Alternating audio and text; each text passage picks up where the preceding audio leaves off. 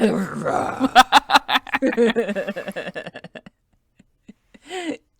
normal. Yes, absolutely. Just gotta get it out of you, you know?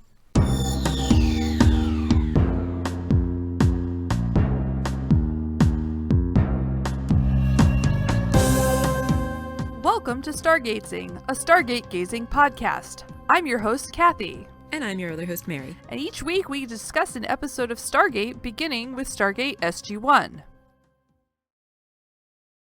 Hello.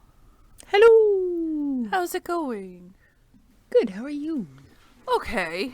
You know, end of the week. Well, sort of the end of the week. And Yeah. yeah. Except for your crappy job making you work on Saturdays. So dumb. Hopefully it's the It is last dumb. time. It's a full extra day, right? You're not like getting an extra day off elsewhere, are you? Well, I took Monday off instead this week. Yeah. Well, that's good. Yeah, it's alright. I could have done overtime, but I didn't want to work 6 days in a row. What are you eating? A steamed dumpling. Ooh, delicious. Yeah, that's what took forever. I went to pick up Chinese food on my way home. And Gotcha. traffic was stupid. That's annoying. Now I've had a dumpling and I am happy. Yay. Yeah. Dumplings are happy. They I are. love dumplings. Nom nom. Okay. Nom, nom, indeed. It's been a really busy week.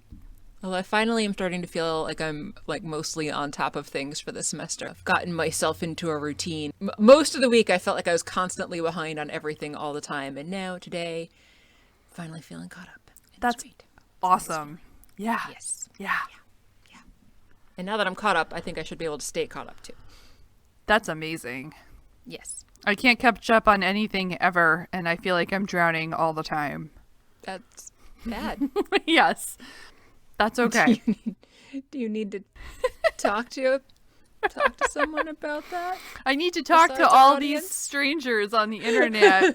I meant like a professional. Maybe one of them is a professional, but maybe many of them are professionals. Probably not the way to But they find can't a talk therapist. back to you through a podcast. I don't want any feedback anyway. I just want to, throw this out into the void. That's fair. No judgment. Yay. Are you drinking anything interesting? I'm drinking an Oktoberfest from Two Roads. I have a Free Wave IPA athletic non-alcoholic beer. Nice. Since... I was drinking one of their that weird like what is it? Mango knot or I don't remember what it was, yeah. but like the weird one that was like peppery. Yeah. I just finished one of those. It was good. Nice. Very good. Yeah. Indeed. I haven't visited my notes since I watched this. Great. Sorry. That's what I get for delaying on you by a couple days, but I was feeling icky. Yeah. I have no excuse either. I'm glad you feel better. I do. I think it was just my flu shot reaction combined with starting a new medication. Still totally worth it to get the flu shot though, because I would rather feel slightly under weather for a day or so than feel horrible for a week or more, or die, because people do die from the flu. So flu shots, woo. Yes. Indeed. Yes. Ooh. Yeah, and now I feel fine. I am so happy for you. Thank you. Yeah. I'm happy for me too. Yeah. I'm happy for you because you got yours even before I did. Woo! Yay. I'm gonna send you something, but I have to try to remember what I called the file. Yes. Ooh, is it a drop for something? Maybe. Yay! I wasn't sure. I love when you send me drops on the rare occasion that you do. The first, they kind of go together, so you may want to use one or the other, or neither in this case, because it might only be amusing to me. I frequently mash things together to make them into a single drop. Okay, let's see. There's the first one. The second one. Let's see if you recognize the second one, too. Bloop. There's the first one. Boop. Holy buckets. Gotta take a headphone off because my headphones are not connected to this computer that I am currently looking at. Of course I know what Holy Buckets is. Holy Buckets, Peter. That is like my second favorite movie. I know. But as soon as he said that, I was like, yes! That's the only other place I've heard somebody That's say Holy fantastic. Buckets. I can't believe I didn't pick up on that myself because I've seen that movie a million times. Oh, that makes me really happy. It's so good. Yay. It's awesome. Now I'm Thank listening you to for it those. again. Okay, I'm done. Jeff makes fun of me for my love of While You Were Sleeping, and he hates it so much. And it's like, you know me and rom-coms, I normally hate them, but for some reason that one I just love that movie It's so much. cute, and the characters are so Yes. charming, and They are. yeah, it's just such a nice movie. I don't know. Now I want to go watch it again, even though I probably saw it like a few weeks ago, I think. Well, I watched like the end of it to get this, and then I was like, I should go watch the whole thing again, but I haven't done that yet. So good. Yeah. Anyway, So aside from While You Were Sleeping, what are we talking about today? today we're talking about Stargate SG-1 Season 2, Episode 18. 18. 18. Do Serpent's Song. you think Apophis will be in it? I'm pretty sure It's called he was. Serpent something. Yeah. Something having to do with Apophis, but maybe it's about some other. Herpetology. Yeah. They've just Actual herpetology. they've gone in an entirely different direction for this one. Spoiler alert. Snakes don't sing. We get another episode that starts out in space, the final frontier. A firefight is going on. There's a death glider that is flying off towards a planet, seeming to be fleeing some other larger space motherships of some sort. Then on a planet that we don't yet know if it's the same one or not, the team is hanging out by a gate in a desert. We, of course, can't assume it's a desert planet. It's just a desert where the gate happens to be. They really like to put these gates in deserts Ew. for reasons. Teal'c is pacing around. Sam and Jack are sitting on the steps normally, and Daniel is lounging on the steps. In a strange position, I thought. It's very casual. Laying sideways, propped up on one elbow, feet together. Just, I don't know, just seemed like a come hither pose from Daniel. Apparently they received a message from the Tok'ra with some coordinates, and so they went to those coordinates, figuring the Tok'ra probably wanted to meet them. But there is nobody here. Teal'c wanders away from the gate and looks suspiciously up towards the sky, and there's ominous music. And we hear some sounds that sound like staff weapons or something similar firing off in the distance. And he sees a death glider coming in, being fired upon as it flies. He points it out to the others, and they all get up as though they're going to try to run and flee from it, but it just flies over their head and crashes before they actually even get the chance to run. They head up over the ridge to check it out, and there's debris and fire. Oh, 4! I mean 5! I mean fire! All over the place. And then we see Apophis. He's crawling and injured and wearing silver instead of gold for some reason. Holy cow. Holy indeed, Holy. but holy buckets, actually, Yes. is what Jack says. Holy buckets, Peter. And Apophis asks them for help. He does. And then we get credits. Yes. The rest of the team catches up with Jack, and they are all shocked to see Apophis. Shocked. Shocked. I can't go, well, not that shocked, but I really want to every time I say shocked. Yeah, but here they're really shocked. Yes. Apophis says, Tauri, please. Teal'c raises his weapon, and apparently Sam's pretty sure he's just gonna shoot him straight up, so she says that he is worth more alive than dead. Teal'c lowers his weapon. Apophis then points behind them, and they turn around, there's a whole horde of death gliders coming for them. Yeah. So, Like a lot. yes, a lot. a lot. So they decide to get out of there, and they head back and open the gate. Teal'c tells them that the Gould want Apophis alive for some reason. Why would they be firing on him then? I don't I don't know. It's... Yeah, I'm not really sure on that. I mean, they had to get him out of the sky, but why are they still firing? Right. Yeah. Like, he's already crashed. He's injured. Yeah. And so they all go through the gate with Apophis. Yep. Firing their guns at the Death Gliders, which has always been shown to be so effective. As they go backwards through the gate. Yep. It was weird. It reminded me of a meme that I just sent to somebody on our social media of Homer going backwards into a gate instead of backwards into a bush. Homer's backwards is much more controlled than... This is true. Well, actually, we don't know. We don't see Homer come out the other side. Maybe he also, that's also true. flies back as he comes through. Right. Could be. We still don't really understand why sometimes momentum is conserved and other times not so much.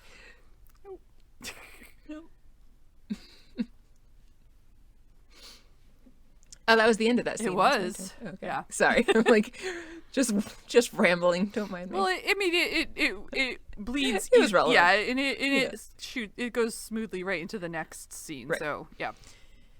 So in the gate room, the team comes through with Apophis. There is no Homer Simpson with them, though. Unfortunately, that would make it a very different episode. Yeah. Hammond is also shocked. Now, to see the team bringing Apophis with them. Apophis demands sanctuary, and Hammond wants to know why. Jack tries to explain that the Goa'uld were just kicking his ass out on the other planet that they found him on, so Apophis again demands sanctuary. Again demands sanctuary on Earth. He should be more polite about it. He should. Right. Maybe if he said please, they'd have been more amenable. Right. It is the magic word, after all. Hammond orders to have him locked up rather than sent someplace comfy like Apophis probably would have preferred.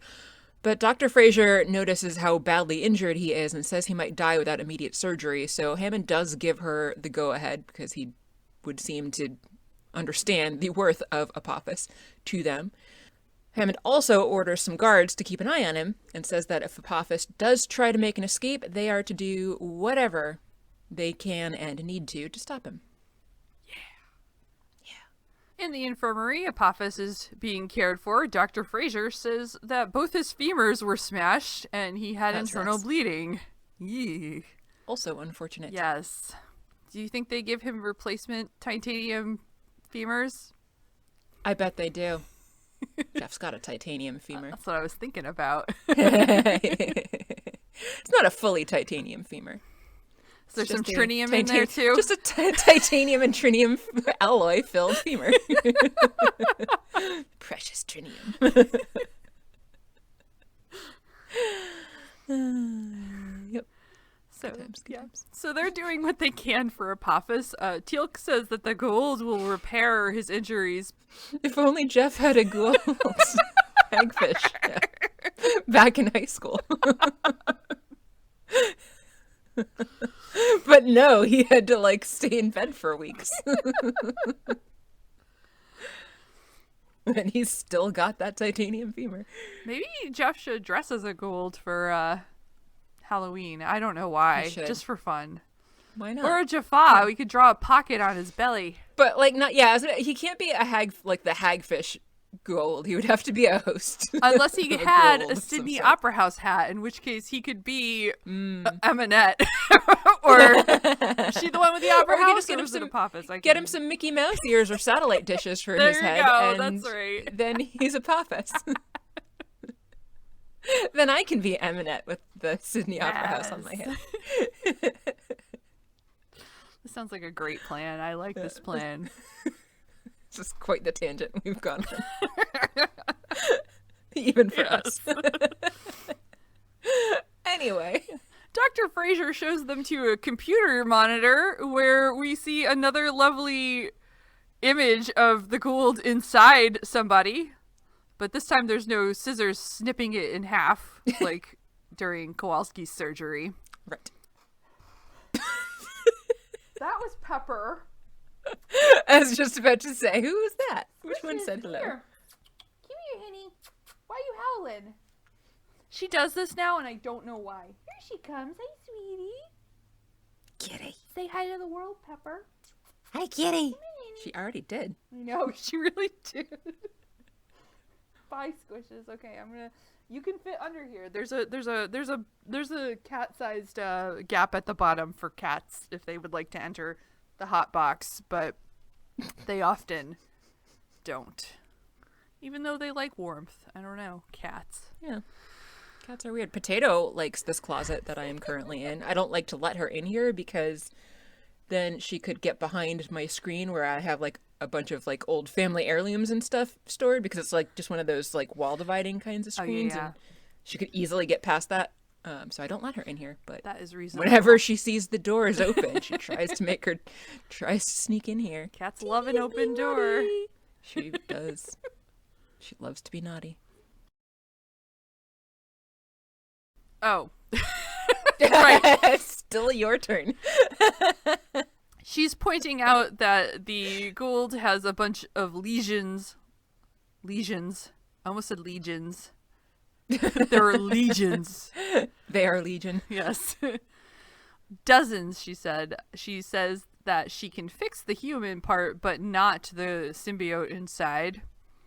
And Sam recognizes that Apophis has been tortured because she has a flashback to when Jolinar was murdered.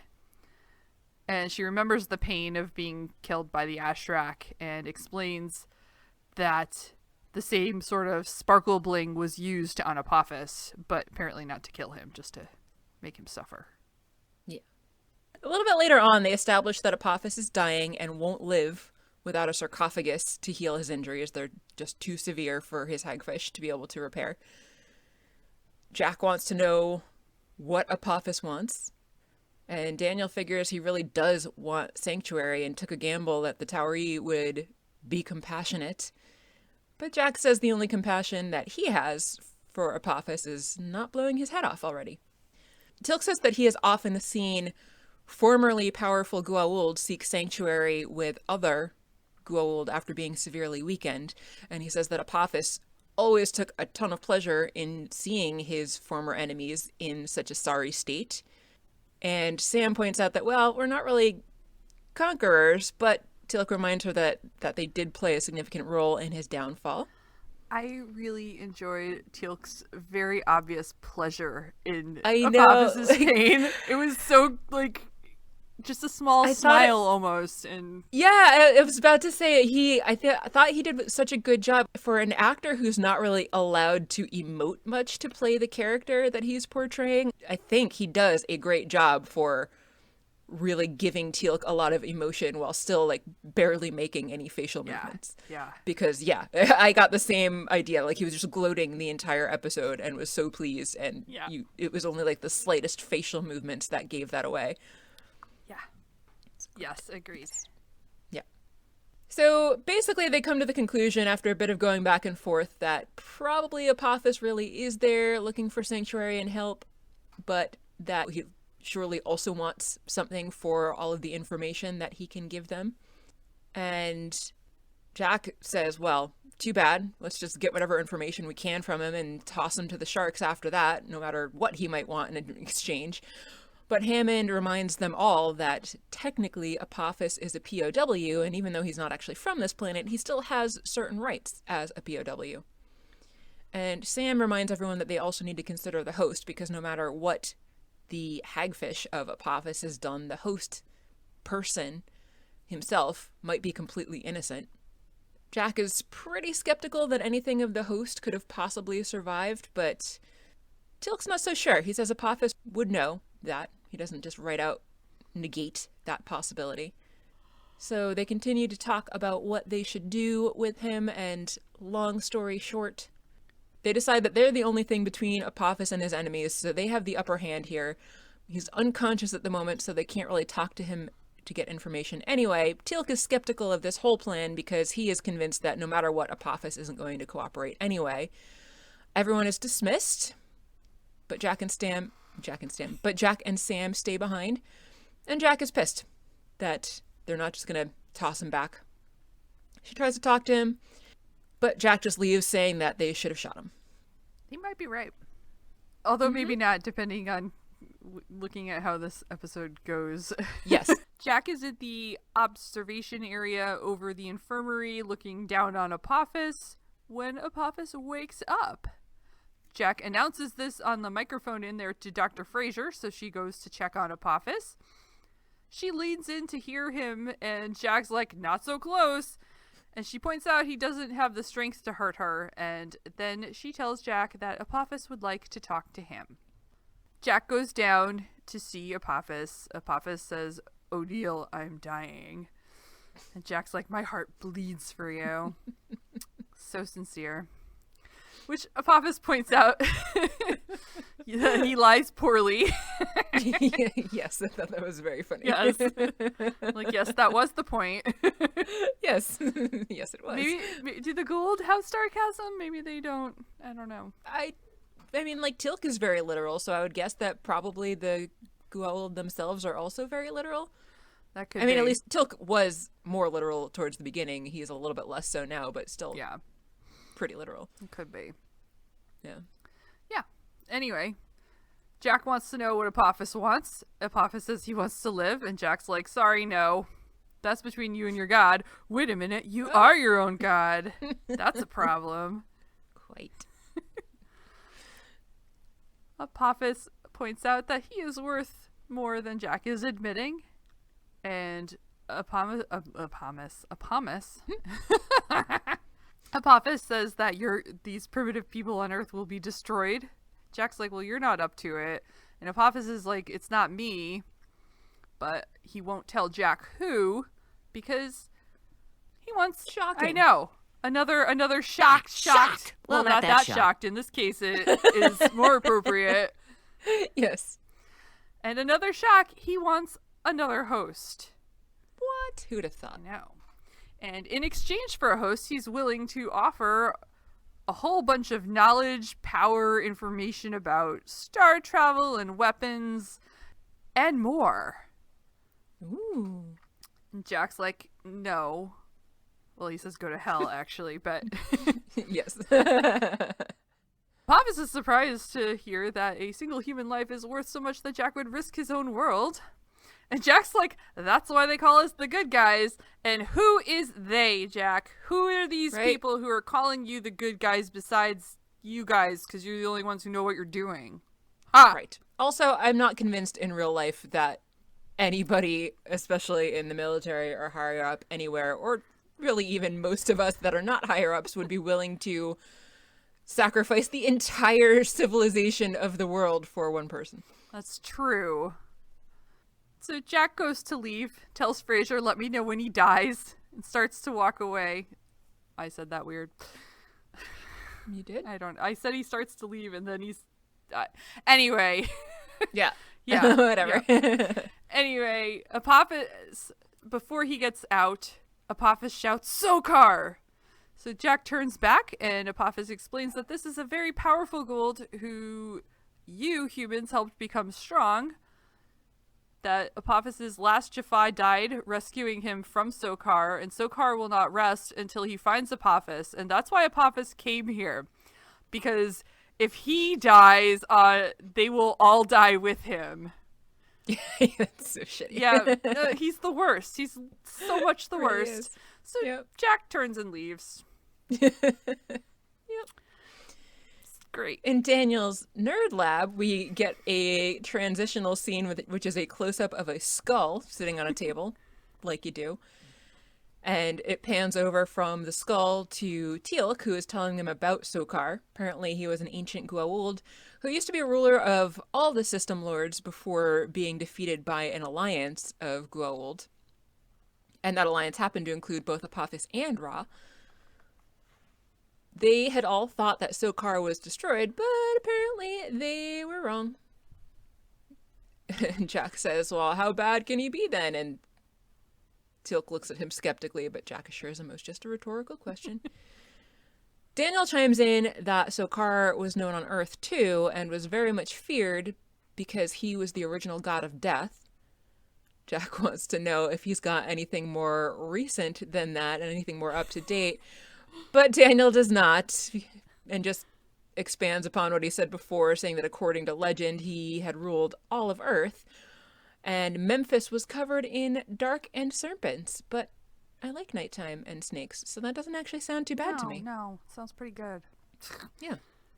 Teal'c makes a reference to Unas, the first hosts, and I had thought that Unas was the name of that one particular first host. I didn't realize that it was a race of people, but Well. that's what they're making it sound like here. Yes, it's not just the one Darth Unas. Not just Darth Unas. I find your lack of faith disturbing.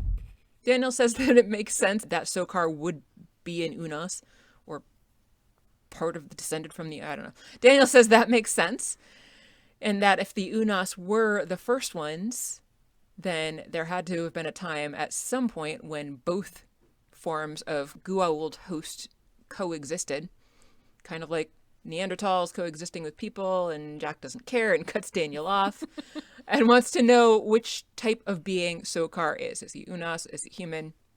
They never settle this. No. And it doesn't, I don't know if it turns up to matter later, but doesn't seem to matter here. So Daniel continues to talk about the legend about him, about the underworld being full of lakes of fire and where the wicked were thrown as punishment after torture and mutilation, even though that doesn't answer Jack's question at all. And Jack is like, so hell, basically. And Daniel's like, yeah, he was the original Satan. And then they get an incoming traveler alarm. And Jack says, speak of the devil. I did basically no research on Sokar. My apologies. Yeah, quite all right. The only thing I did see that there is a Sokar and that there is connection to Underworld and something about boiling lakes, not necessarily lakes of fire, but that's as far as I got. Interesting. But Memphis, that's a thing, blah, blah, blah. Yes. Yeah. So Not Tennessee. no. You're not referring to Tennessee in this place. Has nothing to do with Elvis. No.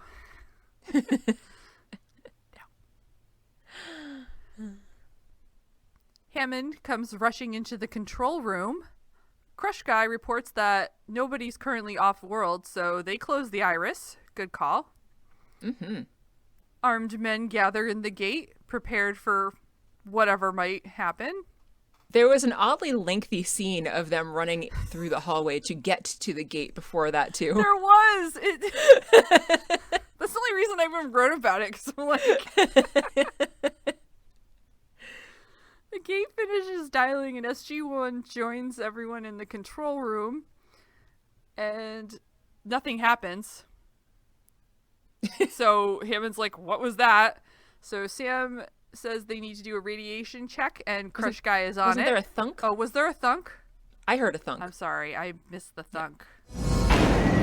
Anyway, apparently there's a thunk. And that's why Hammond said, what was that? Not just like, what the fuck was that? What is this? Anyway, yeah.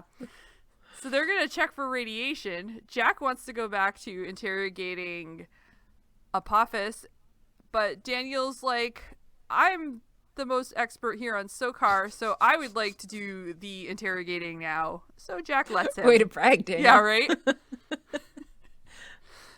Also, why can't they both go and talk to him? I don't know. Yeah. Down in the infirmary, Apophis is bathed in a lovely blue light for reasons. It does actually have some medical purposes, but I wouldn't think that they would apply here anyway. But Daniel comes in and asks a nurse if Apophis is conscious, but Apophis tells Daniel to come. Daniel's surprised that Apophis knows him, which is weird because they've met before. It is weird.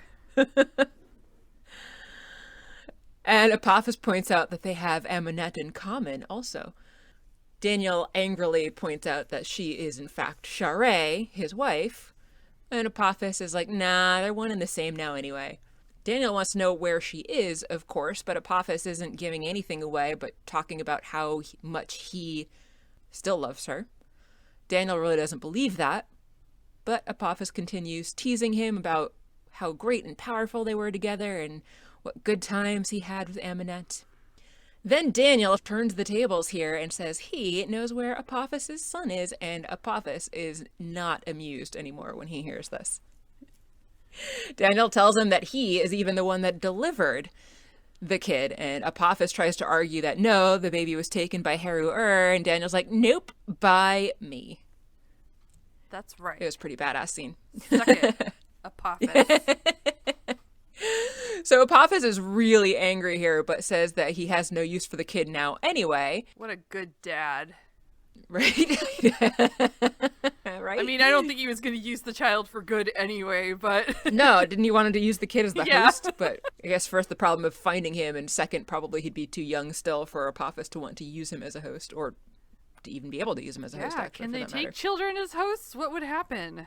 I don't think so. I thought that they had to be like 12 or 13 or however old it was that Ryak was going through the ceremony. But that was for the Jaffa, but what about the Ghouls? Can they, like... Oh, right. I don't yeah, know. That's a good point. I don't know. I would still think that they would have to have a certain level of maturity, but I don't know. Maybe not. Maybe the Goa'uld hagfish speed up their maturation rate Who knows?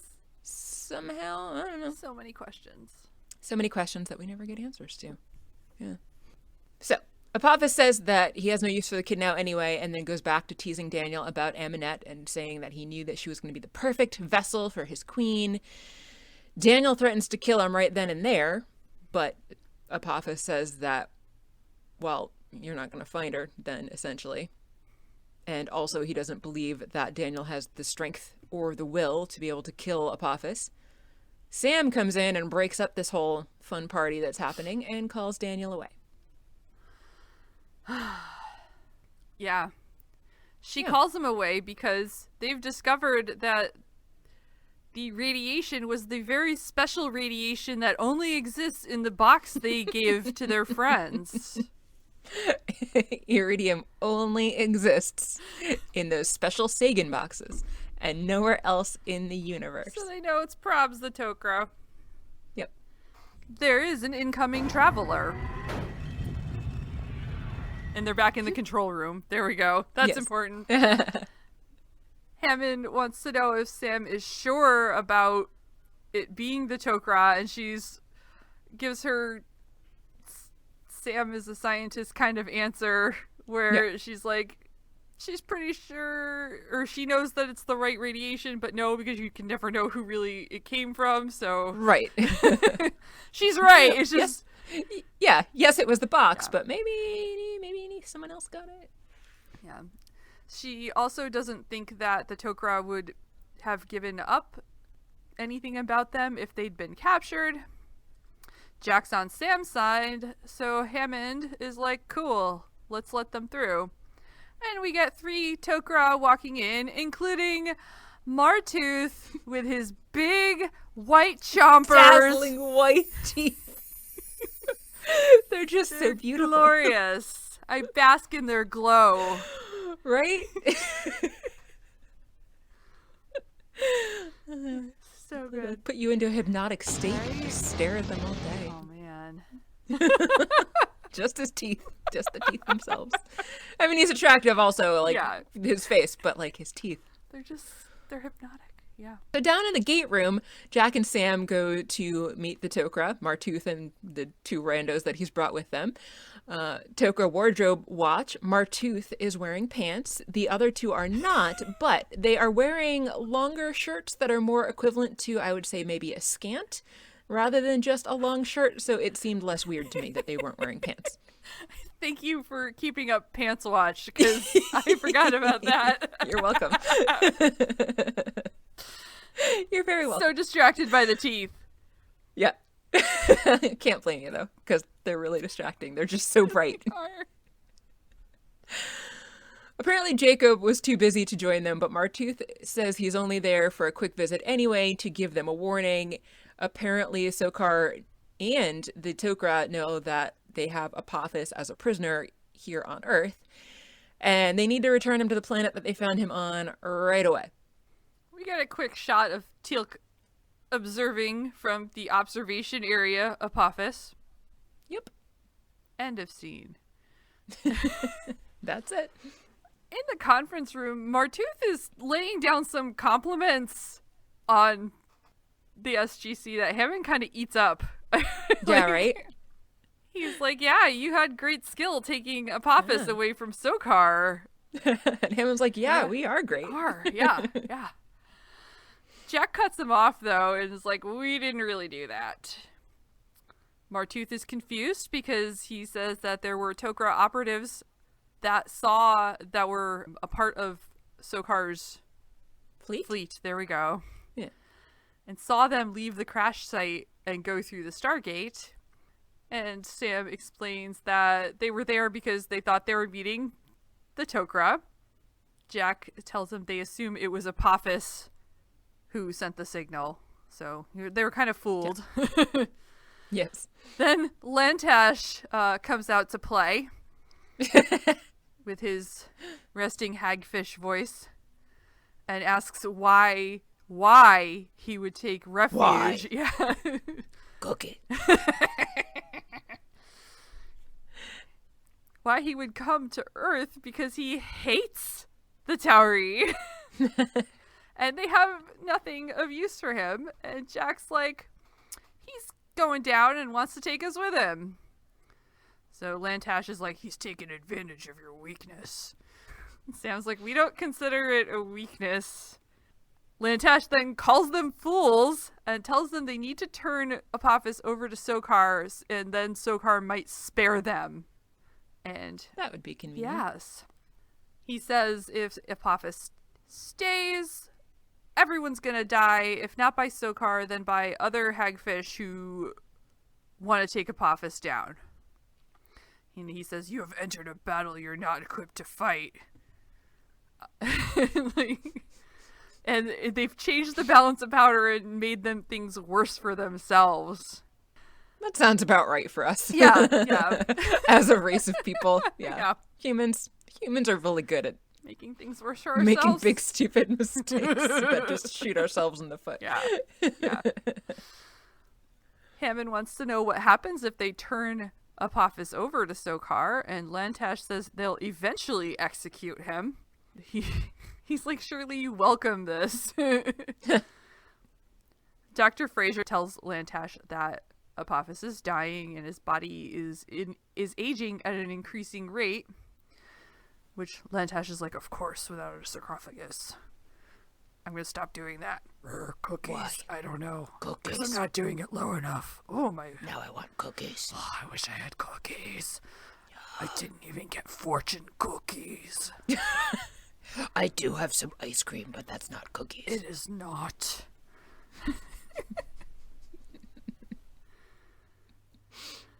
Hammond's like, we might still learn something from Apophis, and Lantash is like, you're too primitive for any of the info to be useful, which is super harsh, dude. Harsh but true, though. Yes. Like, he's not wrong. No, he's harsh and he's frustrated because he's like, why don't you understand how dangerous this is? Right. And he says that the Tok'ra cannot protect Earth, and you can't expect them to. And Jack's like, we don't. And then Lantash says that Apophis's overconfidence was his failing, and hope it's not yours too. It's just like when Luke Skywalker told the Emperor his overconfidence was his exactly weakness. what I was thinking. I'm glad we live in the same space. Your faith in your friends is Lantash has now said his piece, and Martooth is back, smiling that bright smile. Everything's better now that we can see his teeth again. Yes. So we do, as he asks, immediately forgive Lantash for his passionate opinions. I don't know if anyone else does, but those teeth really, they just... How can you not, right? So Martooth says he can't force them to do anything, but they want to see Apophis since the humans are not convinced of the danger or something. I don't know. Yeah. And then there's a hard cut to the There infirmary. is. Like you do. Down in the infirmary, Dr. Fraser is injecting some morphine into Apophis's IV. She says it's to ease the pain from his torture and his withdrawal symptoms from the sarcophagus. Martooth refers to him as her prisoner, but she corrects him, no, Apophis is my patient. Martooth wants to speak to Apophis, but all he does is yell for Aminette and scream in pain, and then in a normal human voice, he suddenly starts speaking a completely different language that Daniel recognizes as ancient Egyptian. So apparently, this is the host, the actual host of Apophis, coming out for the first time. Jack tells Daniel to talk to him, and Daniel's like, I don't know what to say. But you speak the language, at least be like, hey, hi, friend. Yeah. Like something, anything comforting. You're, well, I guess you're not really safe, but like, you know, we're looking out for you, buddy. You got friends here, something, but no. So the host, formerly known as Apophis, looks completely horrified and then passes out. Daniel talks about how it must have been a nightmare to be trapped inside your own body for thousands and thousands of years. And Dr. Fraser's like, well, everything's fine now because he's going to be out for a while. Martooth wants to leave, but Sam recommends that they stay so that they can question Apophis together once he wakes back up. And then there is yet another incoming wormhole that nobody was expecting. Nobody expects wormholes.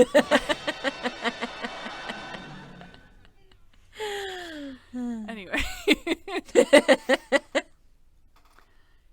In the gate room, men have gathered with their weapons ready again. Yep. The iris stays shut. We hear some banging against the iris. I did hear it that time. There was a lot of it this time, so if you had missed it, I'd be worried about your hearing. Yeah, I mean, my hearing wasn't ever great to begin with, so... So Martooth is like, Sokar found you. And Jack says, how? And Martooth says that their symbols are well known among the hagfish. Why? I assume it's the symbols to Earth, in that it's so everyone knows where Earth is. Yeah. Yeah. Well, I guess Tilk has mentioned that, like, the Towery were, like, a race of legend. True. So maybe that has to do with it. I don't know. Yeah. Is it like that planet that he was telling them about before, where everybody has to memorize the symbols of that planet that they were never supposed to go to? It could be. But this is the one, they need to know this one in case they have an opportunity to just destroy the entire Earth. So Right. Yeah. Jack says the iris will hold, and Sam takes a moment to explain to Martooth how it is a trinium titanium alloy, micrometers from... No, she says a few microns. Micrometer and yeah, microns are the whatever. same thing. I don't think she's specified how many. I think in the past it was 3. Then maybe that's where I'm putting that. But anyway, yeah. It won't let matter reintegrate. Right. But then Teal'c notices something seems to be appearing, although the iris is still closed. And then there's some reddish-looking radiation something fluctuating on the iris. It kind of looks like a face. Sure. At least eventually it will sort of look like a face. Kind of. Yeah. So Martooth thinks that tiny amount of space between the iris and the wormhole is enough for particles of high energy to actually reintegrate. And so Sam's like, they're shooting a particle accelerator at the wormhole. She explains things, something about subatomic particles decaying, blah, blah, blah, science. Right. Physics, science, Yeah, physics. I don't get either. So she says something about Sokar maybe being able to create an actual image. And we do sort of get then like a wavy face almost. Oh no, not a picture. I know. So threatening. Ah. And then we hear an image in a voice Ooh. addressing the people of the Towery. You've taken what is mine and you will be destroyed for it. Crush Guy says the iris is heating up. And Hammond asks how long they can keep this up. Sam says, well, the longest that has been sustained is 38 minutes. Open wormhole. That was so many words not into a complete sentence, and even saying that was not really coherent either. Close enough. Close enough. And once it goes off, Daniel says they can just dial it up and do it all over. So Hammond runs off to call his bestie Prezi.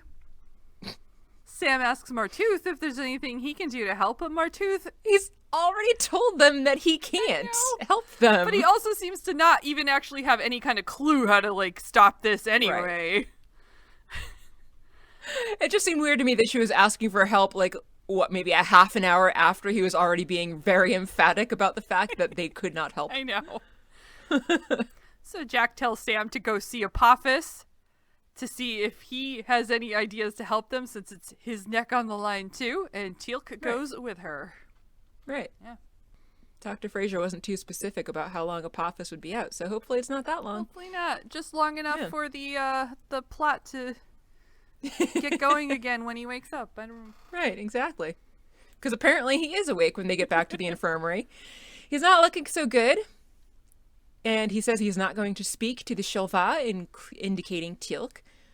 Sam tells him about what's going on in the gate room, about the particle beam being fired at the iris, and wants to know how to stop it. And Apophis tells them, no, there's no defense. Sucks to be you. Teal'c says he's lying. Sam asks how he would know that. And Apophis said that it was used against him, and so that's how he knows that there's no way to stop it. Then he also says the pain returns, so Sam goes to get Dr. Fraser, and Teal'c gives her his kindly little gentle smile as he nods his head and she walks off. But then his face is overcome by as much of a sneer as we ever see on Teal'c's face, since, as we said before, he doesn't emote a whole lot, but just tiny little changes can say a lot for him. He approaches Apophis and says he's waited many years for this moment, and Apophis pretty much tells Teal'c he's being dumb because Teal'c hasn't won. He's about to die too. But Teal'c says he doesn't really care because his people will be free and he is already free. Apophis tries to argue that once the various Goa'uld hagfish that are acting as symbiotes and maturing in the Jaffa get old enough, then they're going to need hosts. And Teal'c's like, yeah, well, we're just gonna keep stealing your babies and then using them until they're too old and then throwing them away. I know I'm laughing. Sorry. That was inappropriate response to what is happening. I apologize for being a terrible monster.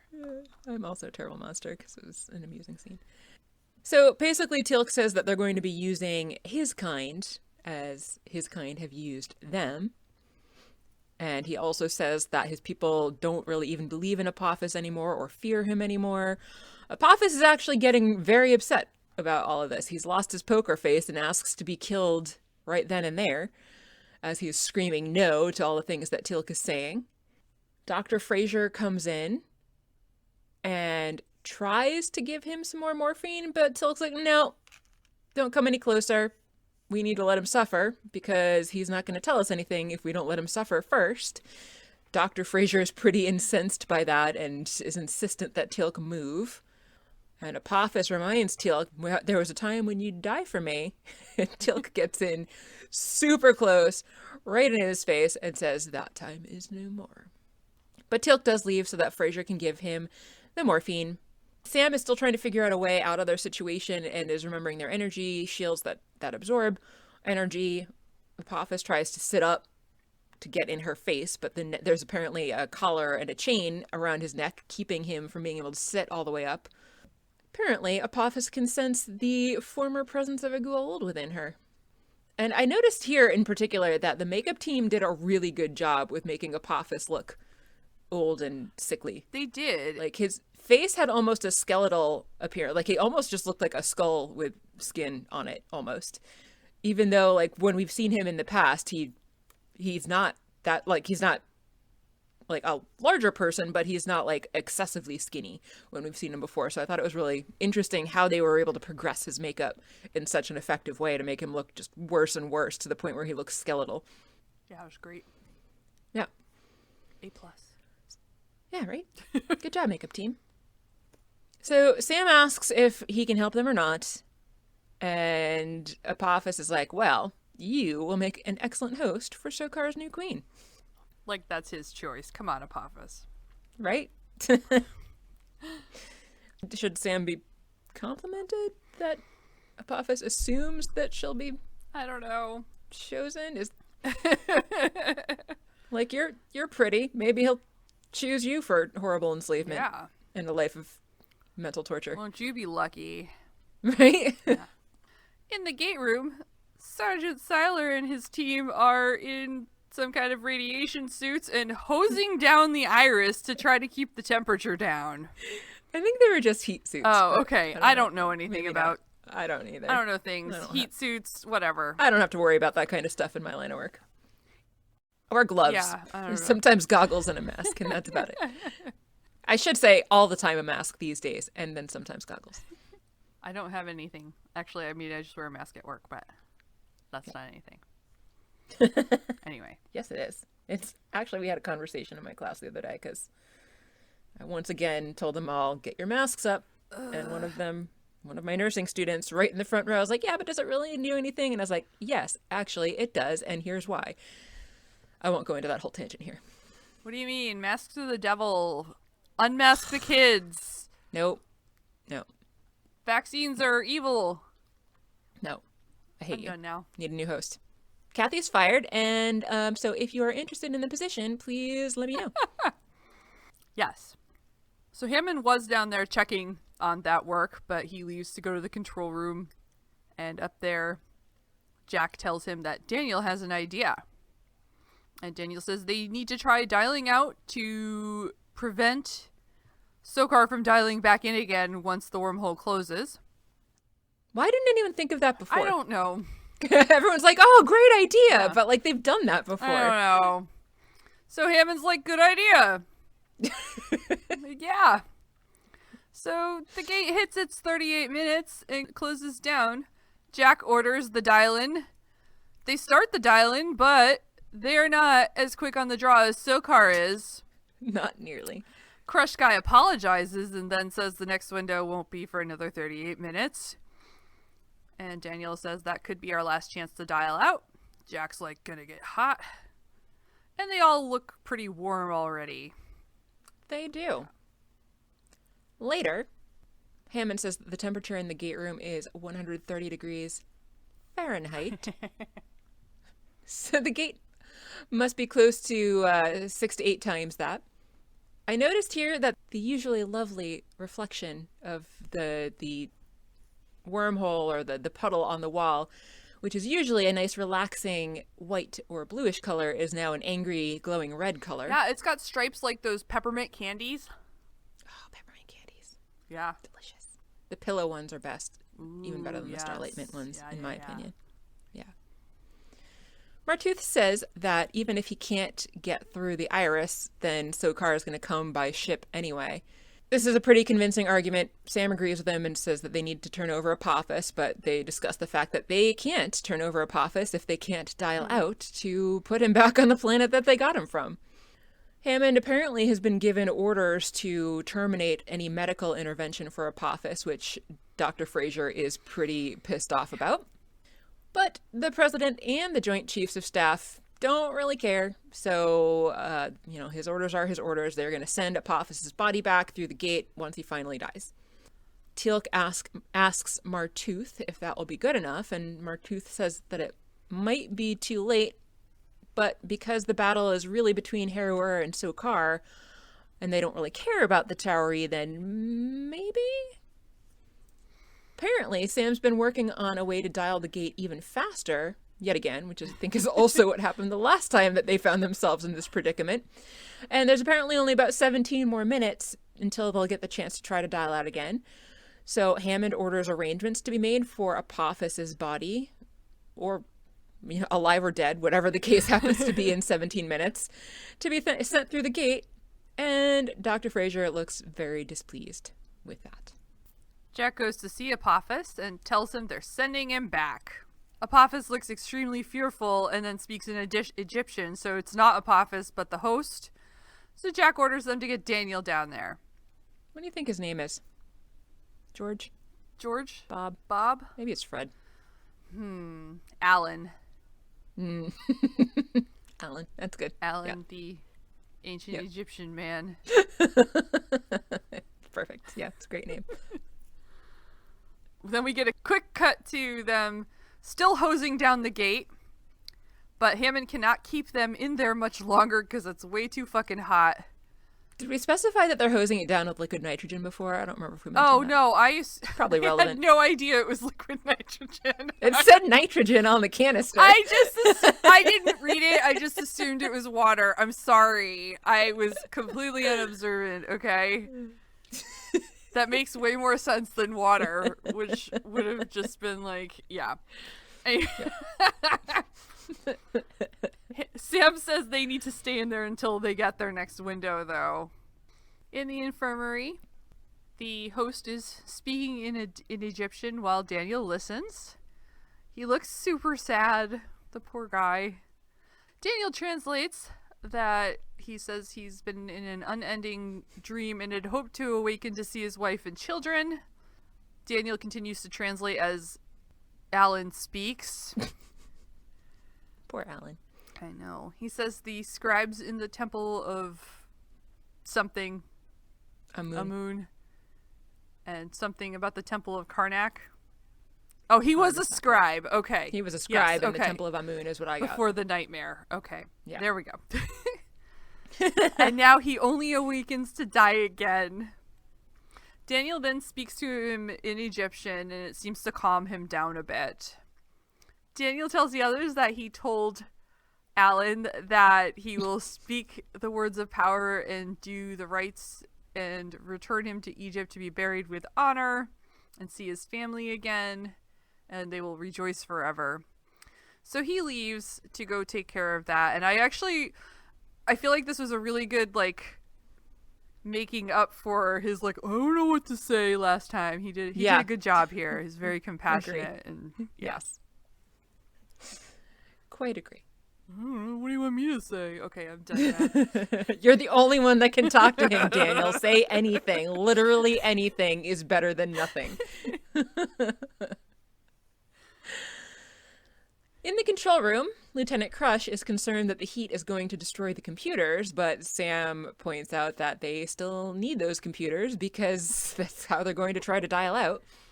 Back down in the infirmary, Alan's eyes glow, so he's back to being Apophis, but he still asks for help. Jack tells him no. Apophis asks for a host. Jack still says no, and then still as Apophis, he actually admits to being afraid, and then seizes in pain. Dr. Fraser says that the hagfish just died. I don't know how she knew that, but she did. And somehow the host is still alive, so all we got left now is Alan. Down in the gate room, the wormhole finally closes and they start to dial out. In the infirmary, Daniel begins the ritual. Gate room, they dial. Infirmary, ritual, gate room, dialing. Finally, Chevron 7 locks in place, and we have our usual beautiful blue wormhole established. Hammond orders the iris opened. Down in the infirmary, Daniel puts a shroud over Alan's face, and Teal'c comes down and says that they've established the wormhole.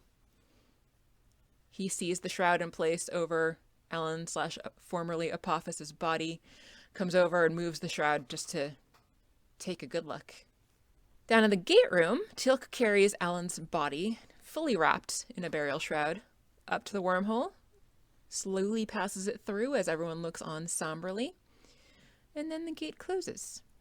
Dr. Fraser leaves looking super pissed off. Basically, all they can do at this point is wait.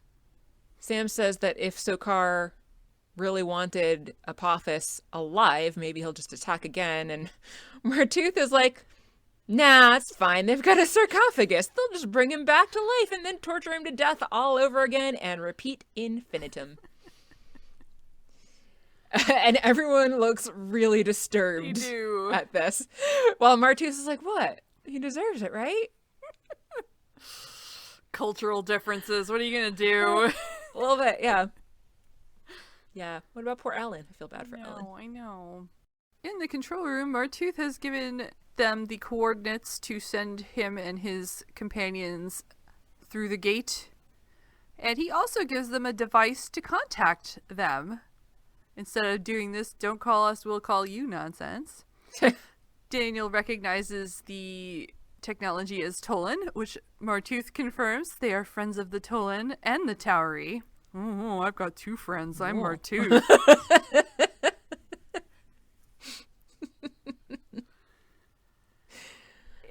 return, Jack hands them one of their GDO devices that they use to put their codes in so that the iris opens and they don't go splat when they come back. Sam leads him off to show him how it works.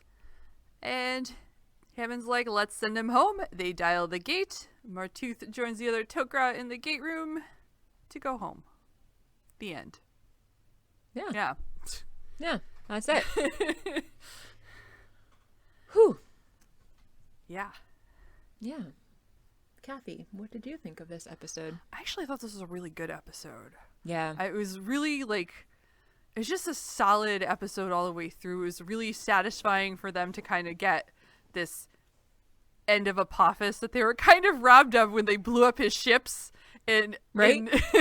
But even at the end, though, it might not be the end of Apophis. And then I thought that Teal'c's facial acting in this was extraordinary. I feel like this has been this has been a good couple of episodes for Christopher Judge's acting, which I've really enjoyed. And then I really liked the compassion Daniel showed towards the Apophis's host, because even though Daniel was so angry and wanted to kill Apophis, he still recognized that this guy had nothing to do with that and gives him a good send off as best he could, which I thought I really liked all of it.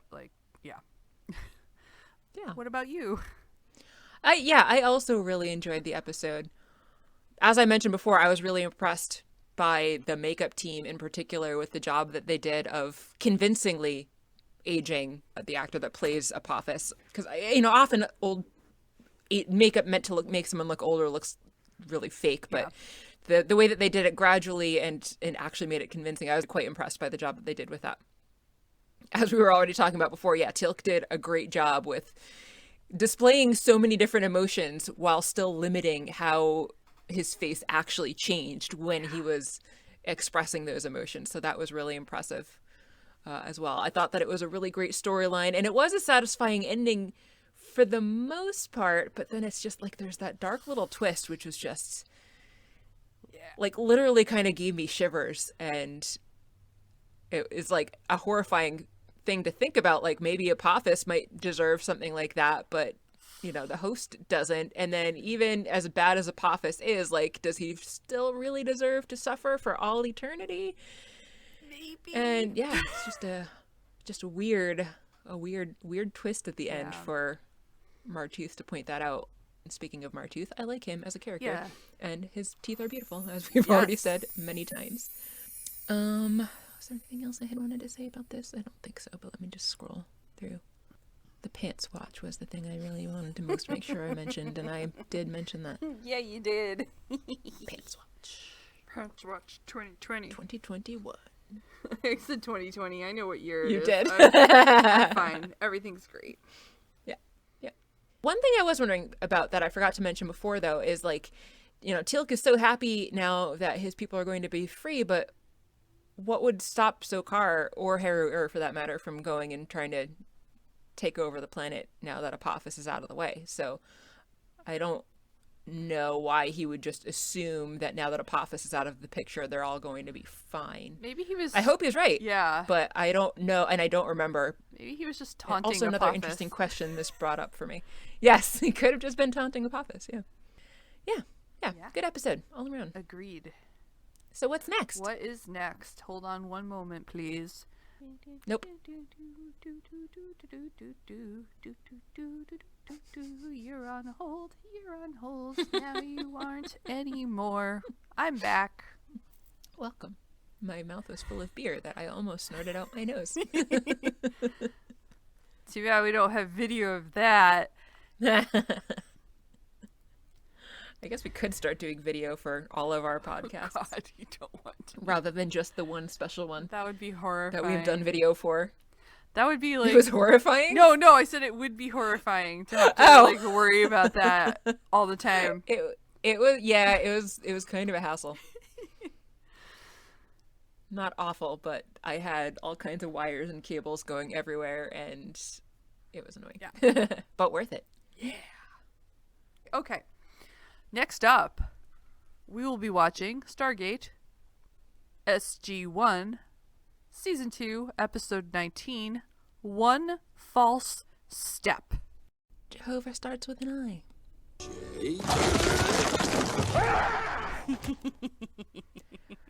The Netflix says, sent to recover a crashed UAV plane on another world, the team discovered those living on the planet are friendly, gentle, and far simpler than humans. Okay. Or from the booklet.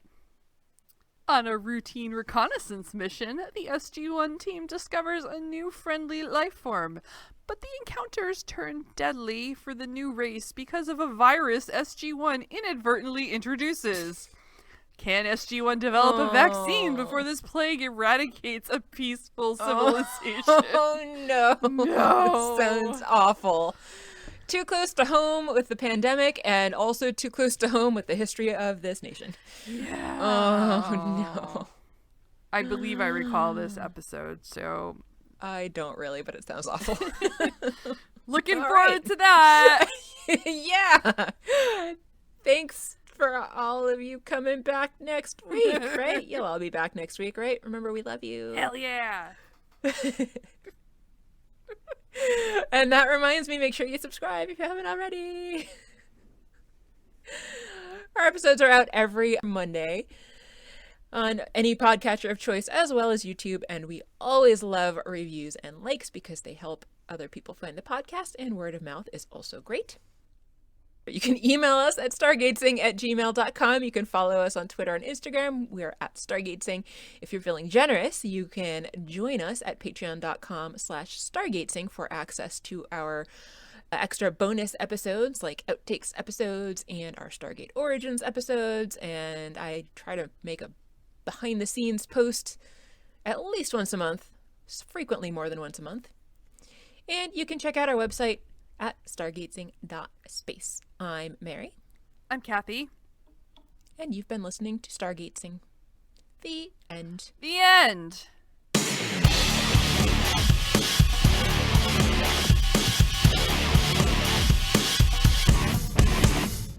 No. Jack is standing in the opposite.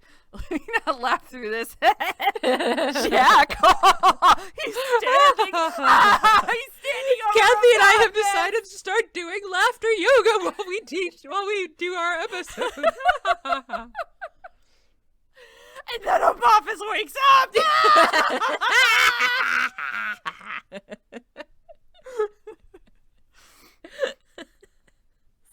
The difference. Weirdest episode ever.